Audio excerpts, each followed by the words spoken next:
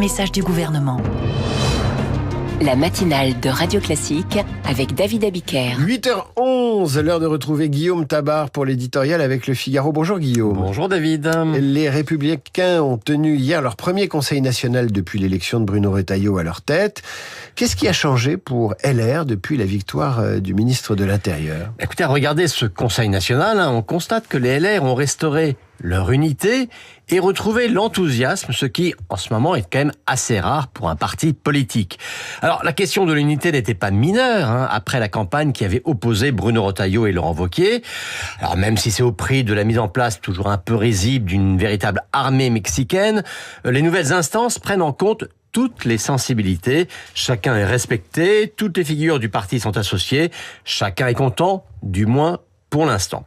Et puis surtout, alors qu'ils étaient devenus les spectateurs impuissants de leur déclin, les sympathisants LR se remettent à croire non seulement qu'ils peuvent poser, mais aussi qu'ils peuvent gagner. Parce que Retailleau est entré dans le cercle étroit des présidentiables.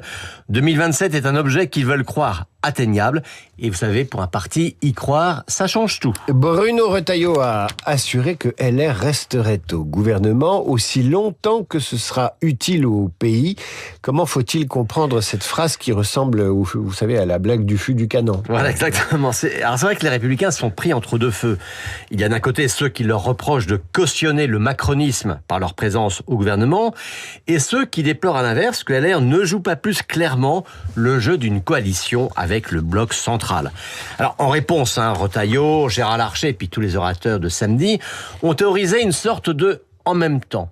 Nous ne sommes pas devenus macronistes, a assuré le président du Sénat, quand le ministre de l'Intérieur a rappelé que leur entrée au gouvernement n'avait visé qu'à deux choses, éviter le chaos institutionnel et budgétaire et empêcher de laisser le pouvoir à la gauche mélenchonisée, comme il l'appelle. Bon, le risque du chaos est plus grand que jamais en cas de crise politique, mais dire que LR restera au gouvernement aussi longtemps que ce sera utile au pays, la phrase de Retailleau, ça signifie deux choses. La première, c'est qu'il n'est pas prévu à ce jour de le quitter. Et la seconde, c'est que cette présence pourrait être remise en cause dès lors que François Bayrou franchirait des lignes rouges fixées par la droite. Et les lignes rouges, il y en a notamment deux, pas de hausse d'impôts et pas de proportionnel. Refonder la droite pour relever la France, je ferme les guillemets, c'est le slogan de Retailleau. Cela passe-t-il obligatoirement par une candidature à la présidentielle ? C'est en tout cas clairement le but. Et au moment où se construit l'après-Macron, même si Édouard Philippe a de l'avance, mais dans les sondages, rien n'est écrit à l'avance. Une candidature Retailleau ne fait pas figure d'évidence, mais elle est désormais crédible, ce qui est un préalable nécessaire. Alors, le ministre de l'Intérieur doit maintenant afficher un bilan gouvernemental suffisamment visible et incontestable, et on n'y est pas encore. Et le président de LR, lui, à savoir la même personne, après avoir rendu un peu d'espoir à son parti, doit lui donner un projet audacieux et original. Et là, on en est tout juste au coup d'envoi. Ça veut dire qu'il faut attendre la suite et des propositions concrètes. L'éditorial de Guillaume Tabar à retrouver en vidéo sur lefigaro.fr et sur la chaîne YouTube de Radio Classique.